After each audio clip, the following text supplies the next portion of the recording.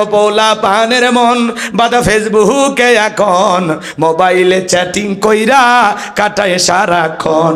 এই মোবাইল পাইয়া দেখো মদনের মাইয়া, এই মোবাইল পাইয়া দেখো মদনের মাইয়া কি কাণ্ড ঘটাইছে, স্বামী সংসার রাইখা নাকি পালাইয়া গেছে। দুই বাচ্চার মা, চার বাচ্চার মা পরকীয়া প্রেম করে পালিয়ে যায়। এ নারী তো লজ্জা নাই? কেমনে পারলি দুইটা বাচ্চার এতিম করতে? কেমনে পারলি চারটা সন্তানকে ভাসায় দিতে? এই কথা কন না কেন? আজকে বিবাহের দাবিতে ছেলের বাড়িতে এসে মেয়ে অনশন ধর্মঘাত করে। কি হয়েছে মা, তোমার বাড়ি কই? আমার বাড়ি রাজবাড়ি। তো তুমি কাহালু বগুড়ায়? বলে আপনাদের এলাকার ছেলে বল্টু আমাকে মোবাইলে প্রেমের সম্পর্ক, আমরা স্বামী স্ত্রী মতো হোটেলে ছিলাম, ও এখন আমাকে পাত্তা দেয় না, বিবাহ করতে চাইছিল, ওই জন্য আমি আগের স্বামীকে ডিভোর্স দিছি। আমি এখন যাব কথা, আমাকে বিয়ে করলে করুক, না হলে আমি আত্মহত্যা করব। তোর মতো মহিলার আত্মহত্যা করাই উচিত। তুই এও জাহান্নামে যাবি, ও জাহান্নামে যাবি, 14 গোষ্ঠী দিনে মরবি। এই নারী, তুই কেমনে পারলি তোর স্বামীরে ধোকা দিতে? কেমনে পারলি? দুনিয়াটা 2 দিনের মা। হুজুর আমার স্বামী খুব খারাপ। তোমার স্বামী কি ফেরাউনের চাইতে খারাপ? এ কথা কয় না কে?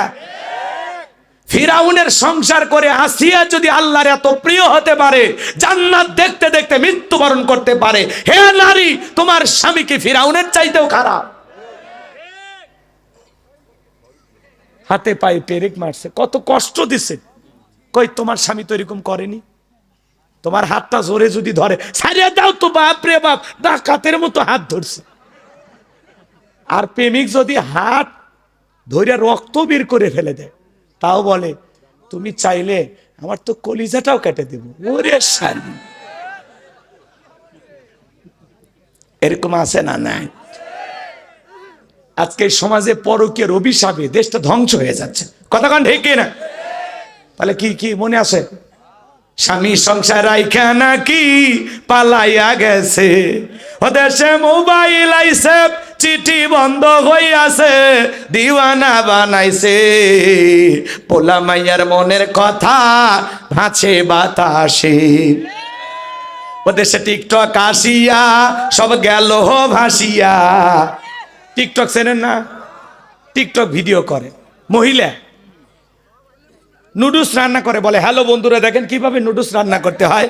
প্রথমে সয়াবিনের তেল দেবেন, এরপরে তেজপাতা দেবেন, এরপরে আমাকে একটা থাপ্পড় দিয়ে যাবেন।